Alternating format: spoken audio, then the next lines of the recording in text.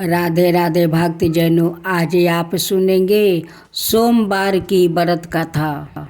हे गुरुदेव, क्या मुझे भगवान शिव के दर्शन हो सकते हैं? राजन, भगवान शिव भक्तों को भोजन कराने से बड़े प्रसन्न होते हैं। वो सवाए ऐसे भोज में सम्मिलित होते हैं। यदि ऐसा है तो हम प्रतिदिन 1000 लोगों को भोजन कराएंगे। प्रभु उस दृश्य को देखकर प्रसन्न होंगे, परंतु भगवान हमें उन्हें पहचानेंगे कैसे? यदि उनकी कृपा हुई तो तुम उन्हें अवश्य पहचान सकोगे।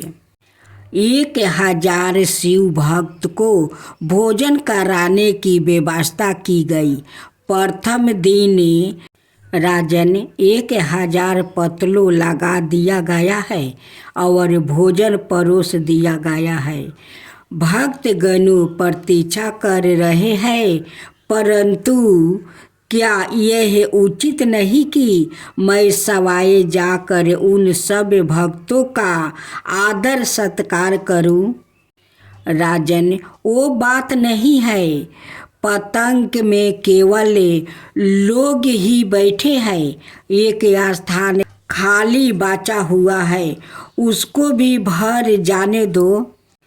हमें एक व्याकुत के लिए अनाए लोगों के धैर्य की प्रतीक्षा लेनी नहीं चाहिए। हो सकता है कि ईश्वर को लगता है कि आज के लिए व्याकुत ही प्राप्त है। भक्तों को प्रतीक्षा करवाना उचित नहीं होगा। चलो अंदर चले। शिव कहते हैं, राजन, मैं नृत्य प्रति तुम्हारे यहाँ आकर भोजन करता हूँ, फिर भी तुम मुझे पहचान नहीं पाते हो। भगवान, हे सबर व्यापी परमेश्वर शिव, भक्त यह जानकर कितने प्रसन्न होंगे कि उन्होंने नृत्य आपके साथ भोजन किया है। यदि आप कृपा करके जहाँ आप बैठते हैं उस स्थान पर कोई चिन्ह छोड़ जाए तो उसकी पूजा करके लोग परम गति को प्राप्ति कर सकेंगे। काल की प्रतीक्षा करो। भोजनशाले में भोजन के पश्चात केवल जूठी पतले पड़ी थी। राजा चारों ओर खोजने लगा। जिस जगह भगवान शिव ने बैठकर भोजन किया था उस स्थान पर एक शिव मूर्ति और लाठी प्राप्ति हुई। यहाँ प्रभु ने अपनी कितनी सुंदर मूर्ति हमें प्रदान की है। उन्होंने कृपा बस अपनी छड़ी भी निशानी के तौर पर हमें दे दिया है। कितने दयालु है भगवान। भगवान शिव की यह स्वाभु मूर्ति आज भी मंदिर अकेकुरे में विराजमान है। उसका नाम है हजारों में एक। उनके बाएं हाथ में तोते से सुशोभित छड़ी है और ऊपरी हाथों में फरसा और मिर्ग का चिन्ह है। चौथा हाथ भक्तों को वरदान देने की मुद्राएं में है। शोभा यमन हो रहा है। इस मूर्ति का अलौकिक स्वरूप देखते ही बनता है हम में ईश्वर के लिए उस तरह की व्याकुलता होनी चाहिए जैसी एक शिशु को अपनी माँ के लिए होती है। उसे अपनी माँ से दूर रहने पर चारों ओर केवल अंधकार ही दिखता है। भोलेनाथ की जय हो, भोलेनाथ की जय हो, माता पार्वती की जय हो, माता पार्वती की जय हो। एक साहूकार था जो भगवान शिव का अनाय भक्त था। उसके पास धन धन आए, किसी भी चीज की कमी नहीं थी, लेकिन उसकी कोई संतान नहीं थी। और वो इसी कामना को लेकर रोज शिव जी के मंदिर जाकर दीपक जलाता था। उसके इस भक्ति भाव को देखकर एक दिन माता पार्वती ने शिव जी से कहा कि प्रभु, यह साहूकार आपका अनय भक्त है, इसको किसी बात का कष्ट है तो आपको उसे अवश्य दूर करना चाहिए। शिव जी बोले कि हे पार्वती, इस साहूकार के पास पुत्र नहीं है, यह इसी से दुखी रहता है। माता पार्वती कहती है कि हे ईश्वर, कृपा करके इसे पुत्र का वरदान दे दीजिए। तब भोलेनाथ ने कहा कि हे पार्वती, साहूकार के भाग्य में पुत्र का योग नहीं है। ऐसे में अगर इसे पुत्र प्राप्ति का वरदान मिल भी गया तो वो केवल 12 बरस की आयु तक ही जीवित रहेगा। यह सुनने के बाद भी माता पार्वती ने कहा कि हे प्रभु, आपको इस साहूकार को पुत्र का वरदान देना ही होगा। अनाथ भक्त क्यों आपकी सेवा पूजा करेंगे। माता के बार बार कहने से भोलेनाथ ने साहूकार को पुत्र का वरदान दे दिया, लेकिन यह भी कहा कि वो केवल 12 बरस तक ही जीवित रहेगा। साहूकार यह सारी बातें सुन रहा था, इसलिए उसे ना तो खुशी हुई और ना ही दुख। वो पहले की तरह भोलेनाथ की पूजा अर्चना करता रहा। उधर सेठानी गर्भवती हुई और 9 महीने के बाद एक सुंदर सा बालक की प्राप्ति हुई। परिवार में खूब उत्साह मनाया गया, लेकिन साहूकार पहले ही की तरह रहा और उसने लड़का की 12 बरस की आयु का जिक्र किसी से भी नहीं किया। जब बालक 11 बरस की आयु हो गई तो एक दिन साहूकार की सेठानी ने बालक के विवाह के लिए कहा। तो साहूकार ने कहा कि वो अभी बालक को पढ़ने के लिए काशी जी भेजेंगे। इसके बाद उसने बालक के मामा जी को बुलाया और कहा कि इसे काशी पढ़ने के लिए ले जाओ और रास्ते में जिस भी स्थान पर रुकना, वहाँ यज्ञ करते और ब्राह्मणों को भोजन कराते हुए आगे बढ़ना।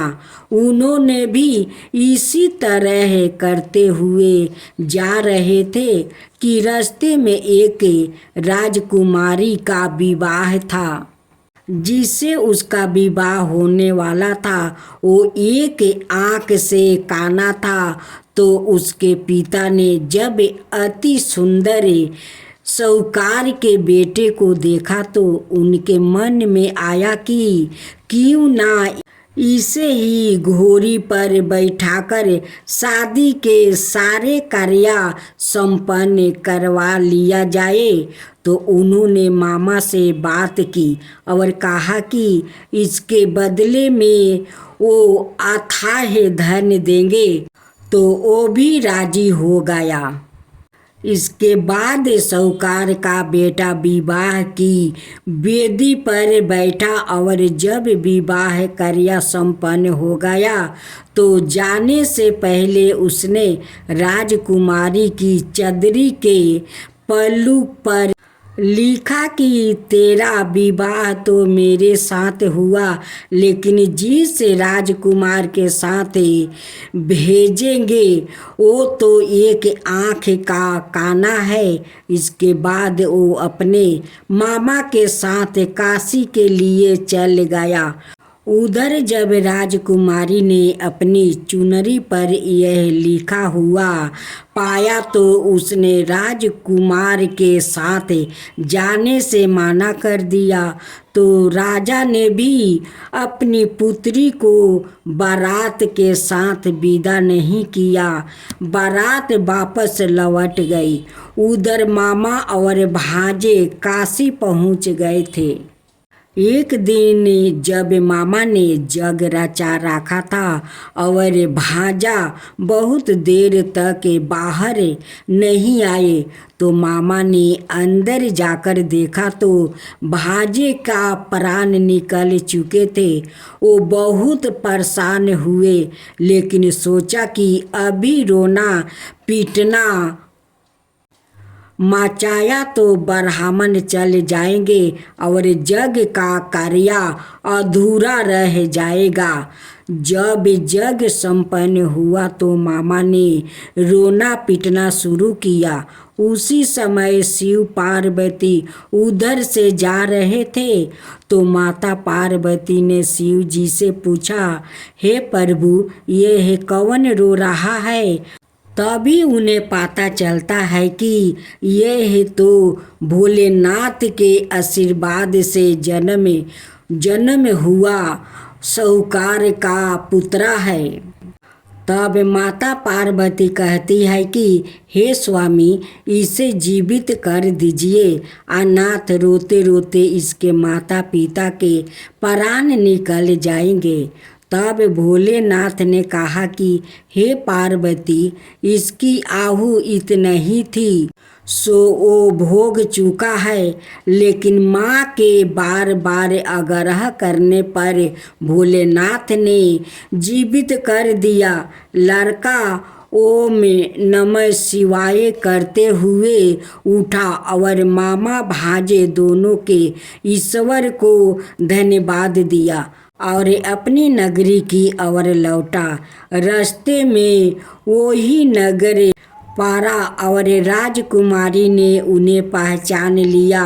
तब राजा ने राजकुमारी को साहूकार के बेटे के साथ बहुत सारे धन धनाये के साथ विदा किया। उधर साहूकार और उसकी पत्नी छत पर बैठे थे। उन्होंने यह प्रण कर रखा था कि यदि उनका पुत्र सकुशल ना लौटा तो वो छत से कूदकर अपना प्राण त्याग देंगे।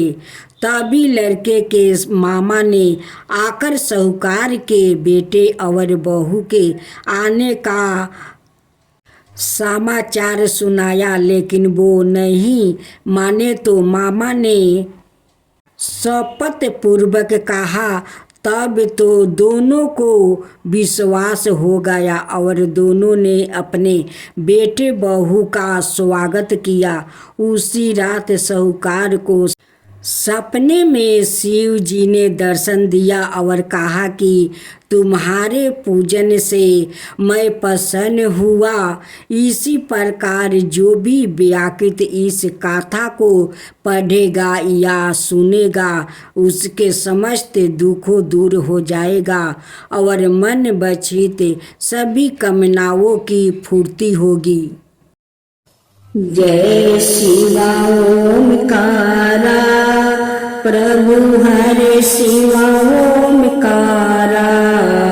ब्रह्मा विष्णु सदा शिव अर्धंगिनी धारा। ओम जय शिवा ओमकारा। एकानन चतुरानन पंचानन राजे। शिव पंचानन राजे। हंसासन गरुड़ासन विषवाहन साजे। ओम जय शिवा ओमकारा। दो भुज चार चतुर भुज दस भुज अति सोहे। तीनों रूप निरखता त्रिभुवन जन मोहे। ओम जय शिवा ओमकारा।